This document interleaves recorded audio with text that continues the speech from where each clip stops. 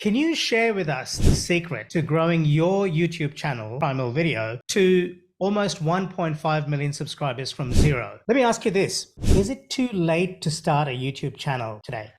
I mean, part of me as a joke just wants to say, What would you say are YouTube's objectives? How do we create thumbnails that aren't scammy, but yet earn attention? look, I absolutely love this question.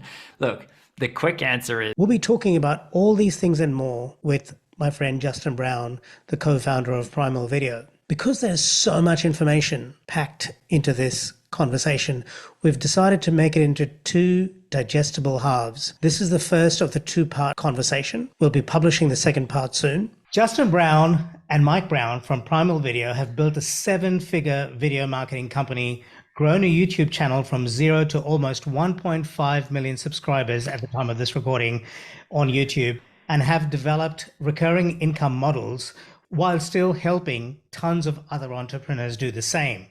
In this conversation, we'll be digging into Justin and Mike's YouTube channel strategies with Justin and how they use those strategies to build a successful business.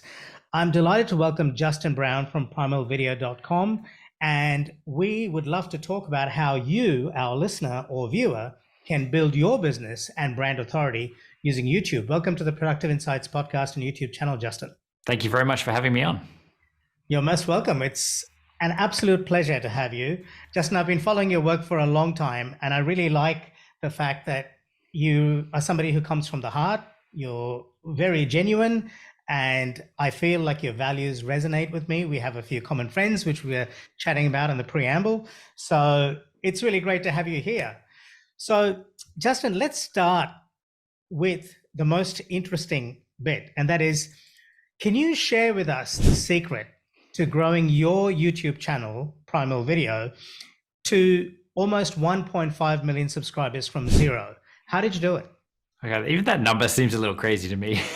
But look, I guess we started the YouTube channel 8 years ago, and we started with no idea, just make some videos and they will come, and treated YouTube as a video hosting platform where, throw some things up and you can go viral and get views and traffic, have impact on it.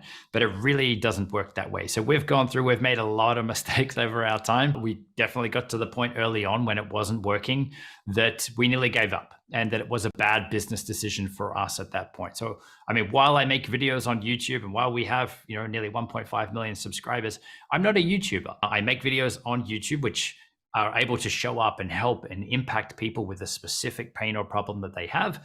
And the traffic and everything that we can generate from that, adding value and helping people, is also what grows and builds our business too. So it's an amazing business tool for us. But when it wasn't working, then it was a bad business decision for us to continue with what we were doing, or we had to figure it out. And so the biggest mistake that we made, and that a lot of people make, is not having a clear strategy, not having a clear plan in place, and the ability to try and test things and know what things to try and test to be able to set yourself up for success. Okay, what really interested me in what you just said there is, you said, I'm not a YouTuber.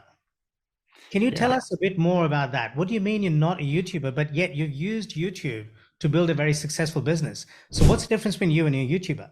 So, I mean, look, and there's nothing wrong with that term. I know a lot of people will say that's what I am. Look, for me, I'm a business owner, and we use YouTube for generating traffic and having impact. So it works very well for both of those. But typically what you would find with a YouTuber is that they're relying on going viral on YouTube. They're relying on just YouTube itself to pay them. And yes, there's some great ways that you can make money from YouTube, but it's also very limiting.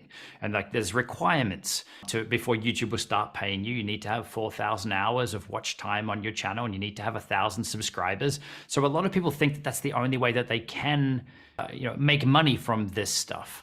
But in fact, you can actually start from day one. Again, if you're treating it more like a business and a business tool, even if you want to call yourself a YouTuber or not, if you're treating it that way, that you don't need to be doing all the things that YouTubers feel they need to do, like creating content every day or being on every social media platform. We have a very small audience on other platforms. We chose to go all in on one. And that's, I guess, what a more strategic business person would do. Like, where are we best to allocate our time and money, and what focus can we have? Let's go all in on one, and yes, dabble and play with some of the others. But I guess it's more the approach around it than thinking that, there's a lot of stuff that we can lead to from this, but there's a lot of people that feel like that they're overwhelmed. A lot of people feel like, in burnout from uploading to YouTube and feeling like they're employed by YouTube. And if they stop or take a week off, that it's going to kill their channel. But none of that is true if you're not a YouTuber, right? It's a business tool. I can upload when I like. Yes, there's definitely benefits in uploading consistently, but having the strategy is what we'll keep coming back to as a clear direction, clear ways to test and measure so that you can be successful with this. Look, that's really, really interesting. And I was hoping you would say that because I wanted to try and draw that out for our audience. A YouTuber is someone who identifies as such, but I have been watching your business for years now, and I've been a member of your membership community, Primal Video, which helps you to grow your authority in YouTube. And I understand that you see YouTube as a vehicle to build authority and attract your ideal clients. YouTube is not an end in itself for you. It is a means to an end. And I think that's a subtle but important distinction. So I just want to also mention that I spoke to James Clear in episode 175 about developing habits, and the identity that you develop each time you perform the habit is a vote towards the identity, is what he says. And that's an interesting point to me, because when you create YouTube content, if you create it with the intention of seeing yourself as a YouTuber, you're building that identity. But if you're creating it with the intention of delivering value to a small section of the target market or small section of the world who you want to help, as Seth Godin said in episode 200, then you are more likely to succeed in using YouTube as a means to building your business rather than becoming a YouTuber. Would you agree? Oh, 100%. I love that. So it really is, again, about getting clear on who are the people that you want to show up for, and the people that think like, I just want to be famous, right? And again, there's nothing wrong with that, but for who, into what it's harder because you're not classifying yourself necessarily into a specific niche. Whereas from a business perspective, there are ideal clients and students and people that you want to show up for. Now, that doesn't mean that you're going to rule yourself out of other audiences and niches as well. I mean, for us, helping people, say, on YouTube how to make videos and get views on them, we also have a lot of younger kids that are watching, trying to grow their gaming YouTube channel. So that's awesome. I love that we have the ability to show up and help whoever with our content. But when I'm creating it with a clear avatar, a clear person in mind, from a business perspective of, I understand their pains and problems, and I've been through a lot of them. So how do I share my thoughts and opinions on helping them get to that? And if it can help anyone else as well, then that's amazing. Man, I got to say, by any stretch of the imagination, don't think I'm famous, but I've come to be known a little bit more over the years. I've been doing this for 10 years, and I've had the opportunity to meet some really famous people. And from what I can see, fame is completely overrated. And it's actually a burden in a lot of cases. Yeah. I remember speaking to Seth Godin in episode 200, and he said maybe 7 million people have heard of him. And he's one of the most quote unquote famous people that I know personally. And you know what? I don't think it matters that much. What matters to him, at least, is serving people, serving his audience. And he says, find the smallest audience. So if you're watching this and you want to figure out where to start, I would recommend going and having a look at that conversation. It's at productiveinsights.com/200, to James Clear's productiveinsights.com/175. So, okay, let me ask you this. Is it too late to start a YouTube channel today? I mean, part of me as a joke just wants to say, yes, you've missed it. We're done. It's too late. I'm sorry. But look, it's actually a really common question, and it's also a really big myth that's out there. And I guess where it comes from is people are looking on Google, on YouTube, and I pair the two together because we get a lot of traffic from Google with people not necessarily expecting to click on a video. They search for something and videos show up because it's the same company, right? So a lot of people are looking and they're seeing, all right, there's already people out there with millions of subscribers that already have the following or the audience, or they're already making the videos that I want to make. How do I compete with that?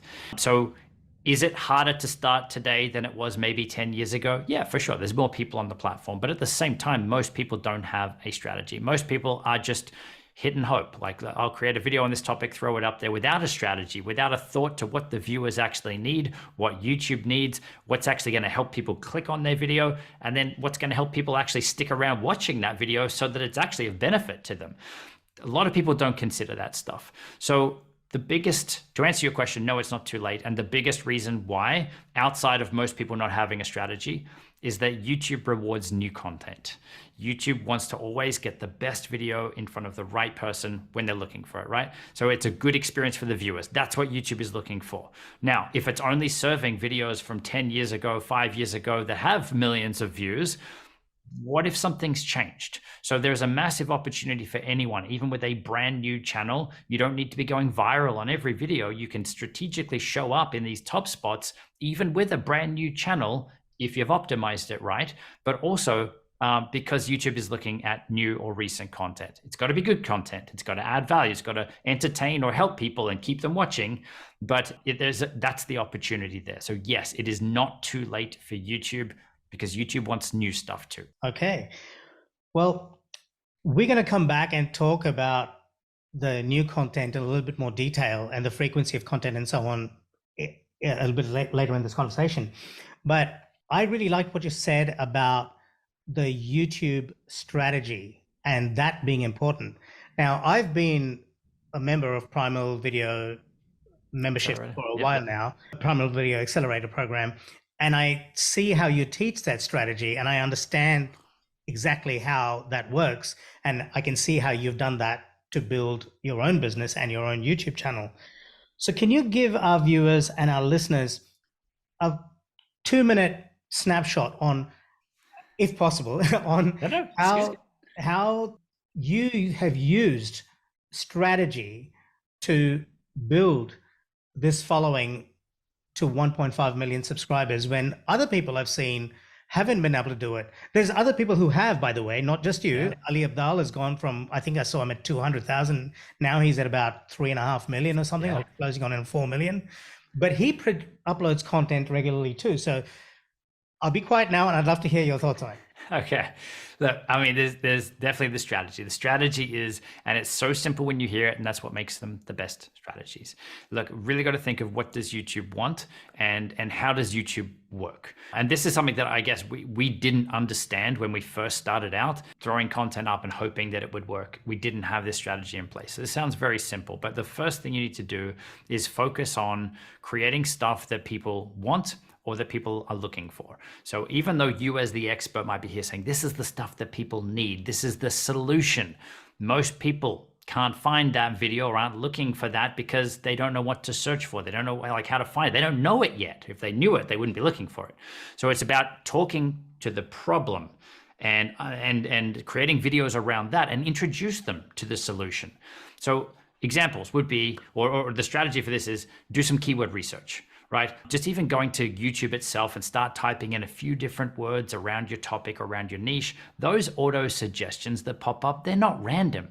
They're things that people have actually searched for and are actually looking for. So that's where we're going to refine our topics. It's not me coming up with a random idea saying, hey, we should create this video. We're looking at the keyword research. So even if I do come up with a random idea, which is pretty rare, we'll validate it. What would people search for to find this? What would I search for to find this? And taking that step back on your content as the first step is something that a lot of people don't look at. What you're titling your video really matters for the algorithm and the viewer. And if you're calling it episode 363, blah, blah, blah, a day at the beach, like, what's the value in there for someone? No one's looking for episode 363. And what about that day at the beach? What's going to make them click? How do they understand what that video is about? So the first thing is, we want to do that research. We want to then put that information, that phrase, that search term, that topic, we want to use it in the title. We want to use it in the video itself if we can. We want to use it in the description, wherever we can add this information to help YouTube understand that this is what our content is about, so it can start to test it in those places on the platform, right? That's the first thing. How do we help YouTube understand our content and get it placed on the platform? Now, let's say we've done this. The next step, our content is showing up places. We need to get it clicked on, right? It sounds so obvious. Of course, you need to get the video clicked. But what drives a click? And it is the thumbnail image, the little picture, right? You got to think of, you're on YouTube. There's so many little images, so many little videos for you to click on. What makes yours stand out about the others? How do people quickly work out what the video is about just by glancing at your thumbnail image? People do judge a book by its cover, and your YouTube video is no different. So you want to grab people's attention. You want to try to help them work out if that video is for them or not before they click on it. Again, you don't want everyone on your video. You want the right people that are interested in that thing to click on your video, so they're more likely to stick around. So it's a good experience for YouTube and for you with your content and for the viewer, right? So your thumbnail strategy, number 2, is super important. The third thing then, you've shown up on the platform, you've got the click, they're on your video. If you don't keep them watching, then YouTube's going to see that it's a bad experience, or that video is not a fit, or it's not very good. It's going to stop pushing it out. So it's not that there's one of these things you need to do. You need to level up on all 3 of these things. And no matter what level you're at, there's always a next level of things that you can be trying and testing to evolve, to get better with your titling, to get better with your thumbnails, and how you're structuring and what you're saying or what you're doing in your videos to keep people engaged and watching. That's really the strategy. That's what we're talking about here. Brilliant. I love how you've stated it in 3 specific steps. And I'm going to take the opportunity to ask you another leading question. I know the answer, but I want to hear it from you. You said it's important to understand what YouTube wants. So what would you say are YouTube's objectives, and how do we align ourselves with those objectives? You already told us that to some extent, but I want to dig into that a bit deeper. No, that's good. So if we look at what YouTube wants, it's eyeballs, it's attention, it's time on platform, but also it gets that from people having a good experience on there. If you were searching for something, or you went to YouTube and nothing related, nothing relevant, nothing interesting showed up, it would be a bad experience. So this is where YouTube's goal is to get the right video in front of the right person when they're on there, right? To keep them engaged. So what you can do to help YouTube understand your content is by titling it in a way which is helping it, understand the content. It's not just, as I said, episode 363 or whatever, day at the beach. It's like, how do we get very specific? And this is where doing that keyword research or topic research is super important. So we're trying to help YouTube say, hey, when people are searching for this thing or looking for related or relevant content, this video is a fit for that. But it's also looking inside your video itself. That is the biggest ranking thing that YouTube is looking at, because you could gamify the title, right? You could gamify the tags. We've all seen those clickbaity videos where you click on it and like, oh, you got me. This just wasted my time. This isn't actually what it is that you thought it was. So YouTube is analyzing your video, it's transcribing your video, it's looking inside the text and everything that's going on to, again, hit that goal of right video, right person, to give them a good experience. So time on platform and YouTube session time is really what we want to help with. Now, something that our listeners and viewers may not know is that YouTube is owned by Google, and their strategy is very similar to Google's strategy in that regard, i.e. to deliver the best possible user experience, which is what Google tries to do with search as well. YouTube is the second most visited website in the world after Google.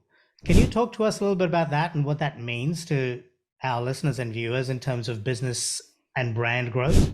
Yeah, I mean, like, if you're showing up on the second most viewed website in the world, what could that mean for your business? We like this strategy of being strategic on YouTube because it allows us to show up in both. Whether someone has a pain or problem, they're looking to solve something, people go to Google and YouTube to learn for free, right? To figure stuff out for themselves. Now, this is before they want to go necessarily and buy, they're watching reviews, or before they're ready to go and jump into a full-on course. They kind of want to dip their toe in the water a little bit and see if they can figure it out themselves first. Or you don't know what you don't know. Something could be really quick, or you could spend the 10,000 hours to truly master something. So most people are going to want to sit somewhere in the middle, but they're going to YouTube and Google first to try it themselves or to move further along in their journey. This is the perfect opportunity for you to show up.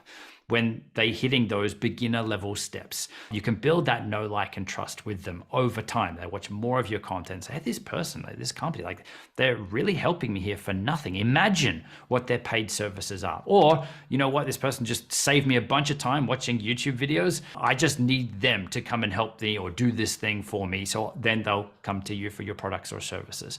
So it goes both ways. And it doesn't mean that you need to have everyone flowing from YouTube directly to your business. There's other ways, I said, that you can add value and monetize your content as well, just from YouTube itself, or getting them onto your email list where you can deepen that relationship with them. It doesn't need to be selling on YouTube. No one likes to be sold to at any time, but especially on places where it's free content, like, just come from that place of how do I help you, because there'll be other ways that you can monetize that. So don't hold back on your content.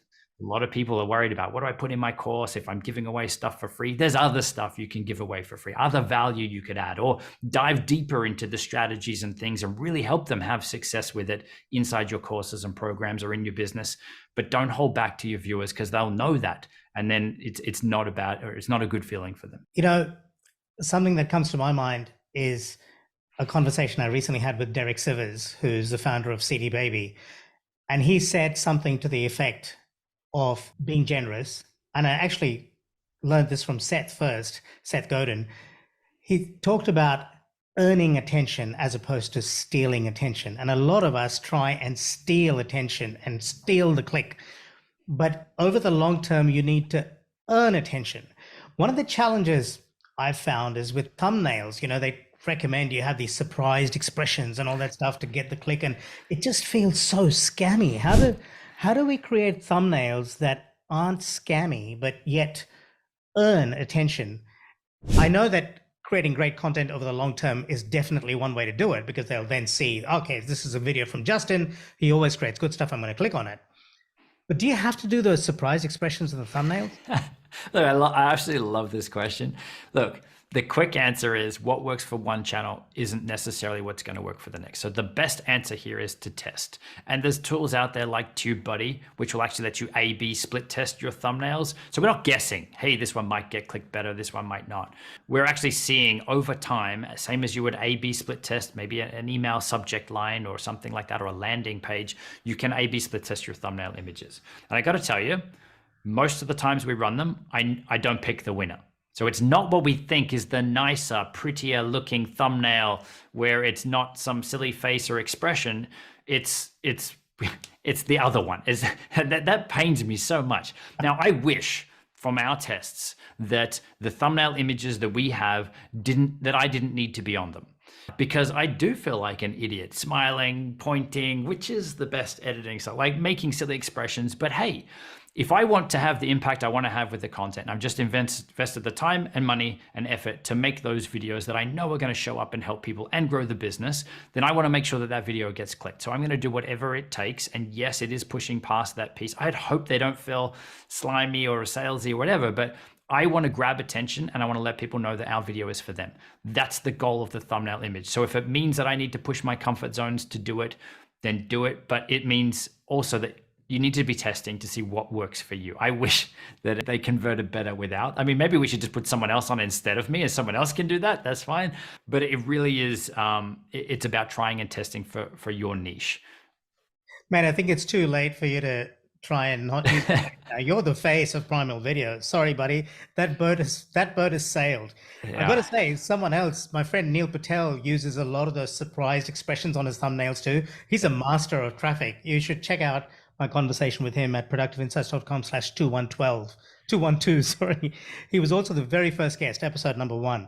Wow. Now, so, but with that as well, like the having those expressions, where like as humans, we connect with other humans through the eyes and through the face. The body language, the expressions are going to tell the viewers something about that video and create that intrigue and help them get that click. Work out if it's for them so that they click or not as well. So there is a lot of psychology behind having a person in the thumbnail images, and even the expressions and things that they're doing can help. But also that, like, there's videos now, we've all seen them, they're faceless ones, they're AI generated content. If you've got a picture of you in them and you're actually in the video, then people can guess or assume that you're going to be in the video. So I want to learn from a real person. I want to learn from Ash, and I know what he looks like. I hear a voice. I can line it up to that face, and I build that, again, that know, like, and trust with you. I build that connection with you. So you're starting that before they even click on the thumbnail image, before they even click on the video. You're starting that. You're setting the expectation for the video as well.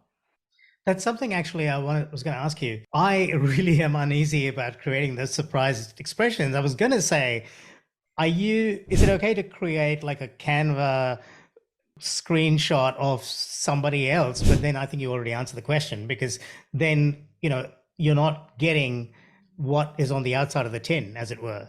Yeah. And so people are going to feel a little bit like, yeah, there's no congruence between the thumbnail and the content.